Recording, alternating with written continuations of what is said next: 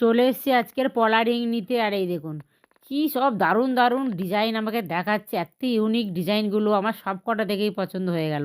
মনে হচ্ছে না সব কটাই নিয়ে নিই, কিন্তু না, সব কটা তো আর নেওয়া পসিবল নয়। এই দেখুন এই দুটো ডিজাইন আমার খুব পছন্দ হয়েছে। একটা মানে নিজের জন্য নেব, আর একটা মানে একজনকে গিফট করার আছে, সের জন্য নিব। এই দেখুন এই একটা ডিজাইন আমাকে দেখিয়েছে লাল সাদার মধ্যে, এটাও খুব সুন্দর লাগছে। এগুলো সব কটা কিন্তু 22 ক্যারেট।